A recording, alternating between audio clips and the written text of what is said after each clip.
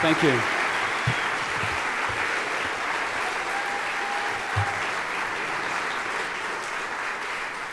I have a good friend who's a writer, Alfredo Vea, who told me about a story the soldiers would play he called it Mexicans in Space.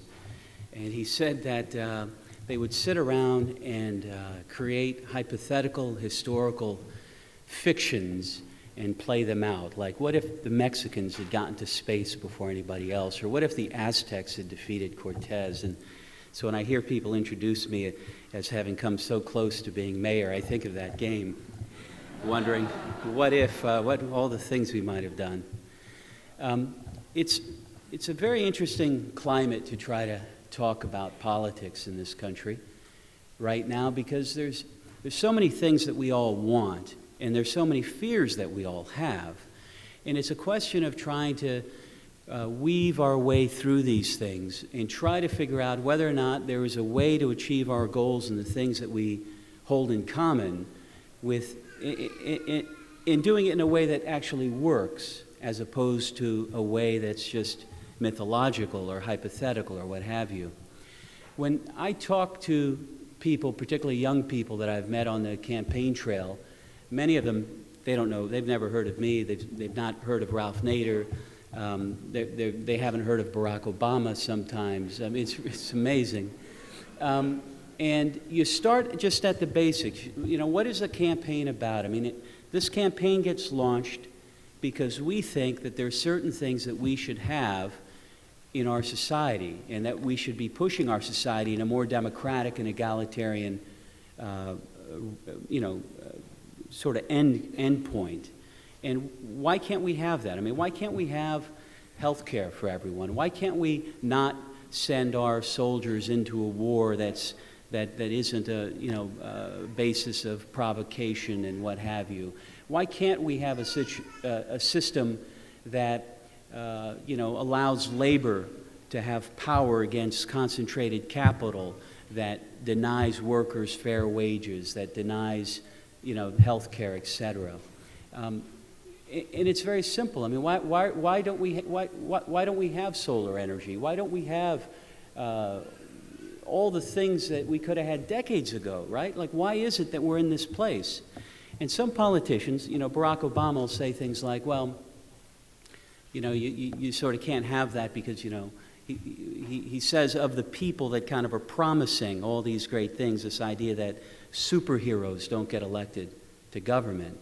Or, and the suggestion there is you shouldn't have high expectations because, politics is a sausage-making factory, right? In that old adage. But I think that it's insulting to say to people that they should lower their expectations and somehow buy into this notion that there's something other than human beings elected into political office.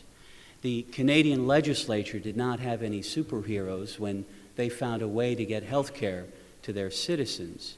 And so then the question comes up, what are we going to do? I mean, do we simply say, hey, it's a two-party system, and the fact that the political parties have both supported this war, have both supported the erosion of your civil liberties, have now both supporting the idea of offshore oil drilling, even though there's no real argument that this is going to have an appreciable impact on oil prices.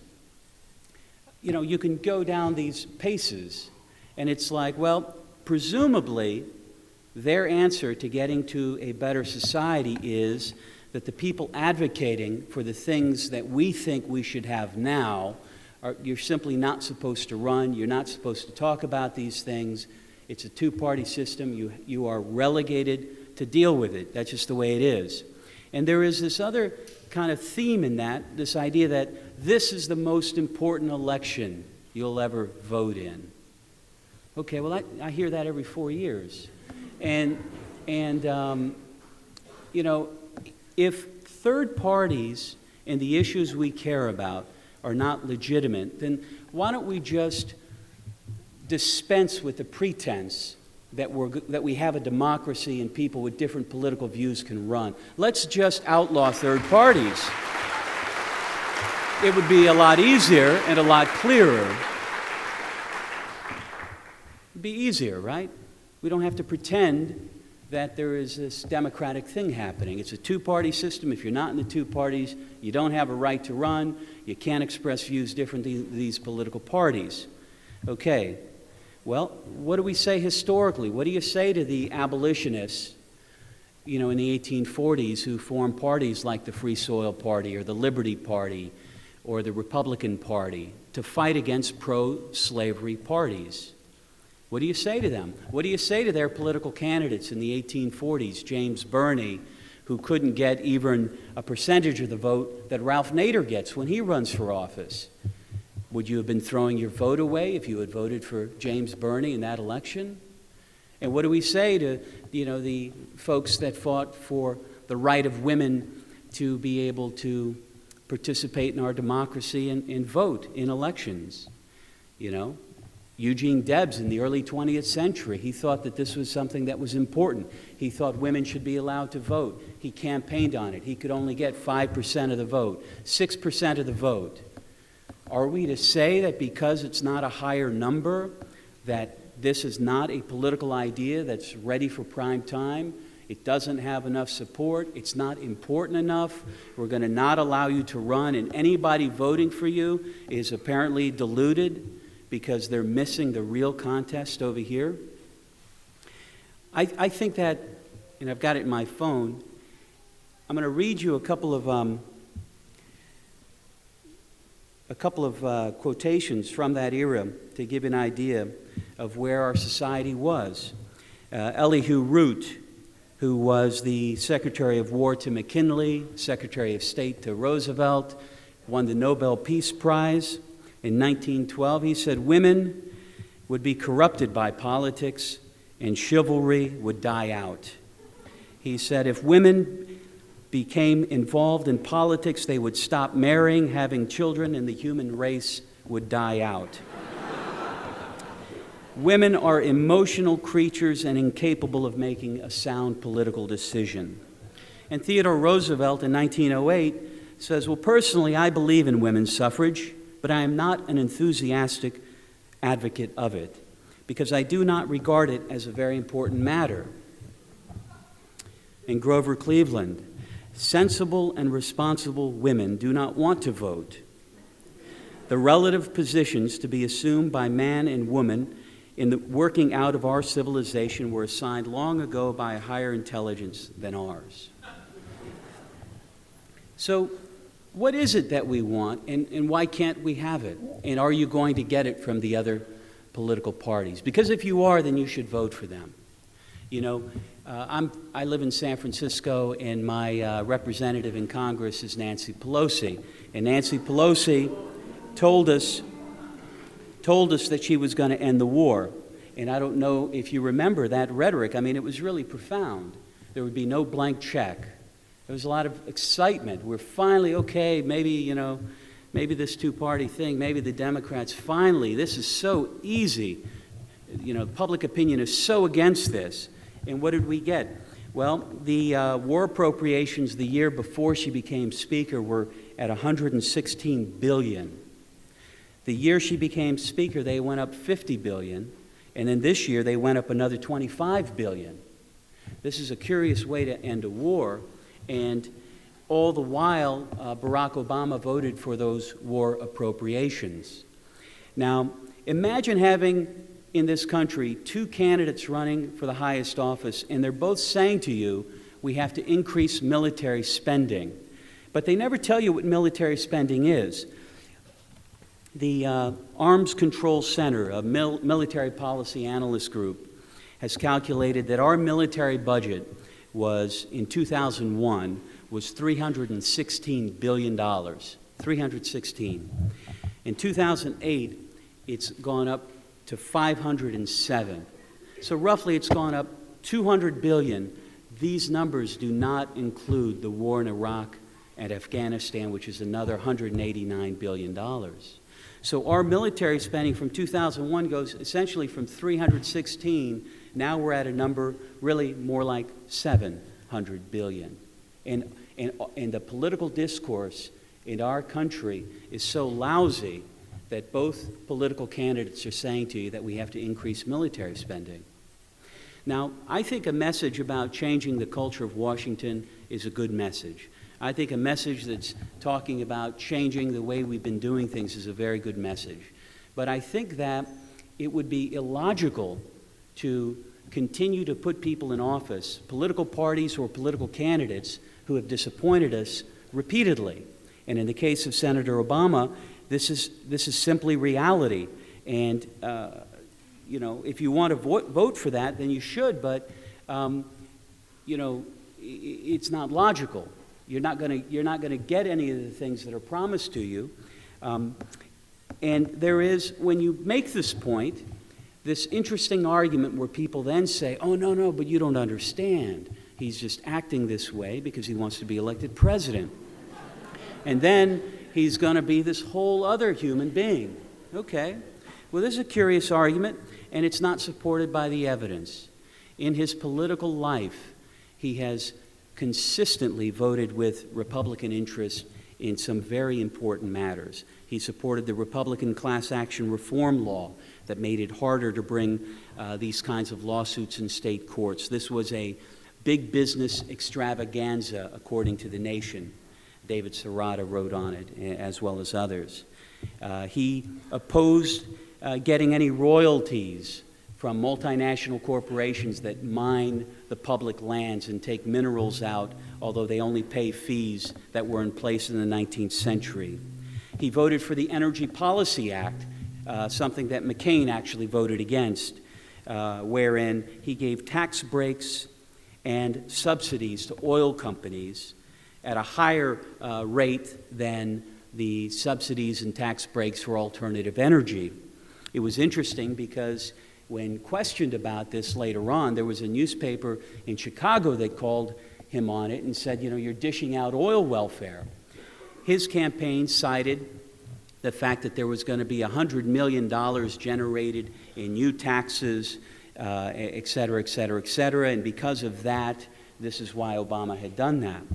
Well, the problem with the argument was these new taxes were going to be generated over the span of more than a decade, and you have to judge that against, we're talking about tax breaks and subsidies in the billions of dollars, not $100 million. We're talking $4.3 billion to nuclear power, $2.8 billion for fossil fuel production. So at some point you just have to ask yourself, what is the strategy? It appears that the strategy has largely been one of capitulation. It's largely been one to come to you at election time and to say, oh my God, the Republicans are so bad. They're taking away your civil liberties. They're sending, they're keeping us in a war. Can you believe how outrageous this is? And guess what? It's all Ralph Nader's fault, apparently. Okay. But this doesn't work. And if you look at what happened in 2000, there were two problems with that election. There were many problems, but two that could be fixed fairly easily. One is that we allowed the winner of the contest to not get the most votes. I mean, that's pretty simple, right? Gore had more of a popular vote than Bush, but he didn't win the contest. But the second problem is a more significant one, and that is that we're allowing the winner of the contest not to have a majority of the vote. They're not getting 50% plus one. And we're satisfied with that in our democracy. But it's that problem that keeps any third party emerging that wants to expand the political discourse to a place outside of this very narrow place. So what should it be? Well, you could have a runoff and make the winner have over 50% of the vote. Or you could do what we did in San Francisco. I was the chief proponent of a measure that would allow you, when you go to the ballot box, to rank your choices, your first choice, your second choice, your third choice, and then that way you get a winner.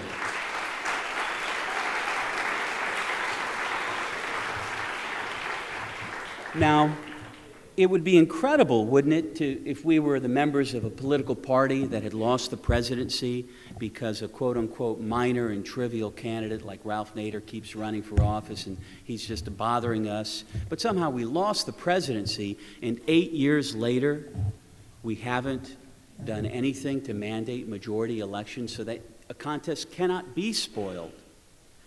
And so, have you ever noticed that the Democrats who invoke Ralph Nader's name don't bother to mention that Ross Perot did the same thing to the Republicans? And Bill Clinton, a governor of Arkansas with no foreign policy experience whatsoever, got elected with 43% of the vote, lower percentage than our current president got in 2000, but you never hear about it. Nobody complains about it. And do you ever hear that in the last 100 years in our politics, we've had numerous presidents elected without getting 50% of the vote? It goes back 1912. Woodrow Wilson wins a contest because 2 Republicans split the vote. He serves 2 terms. He and Clinton have the lowest percentages of the century, 42%, 43% of the vote.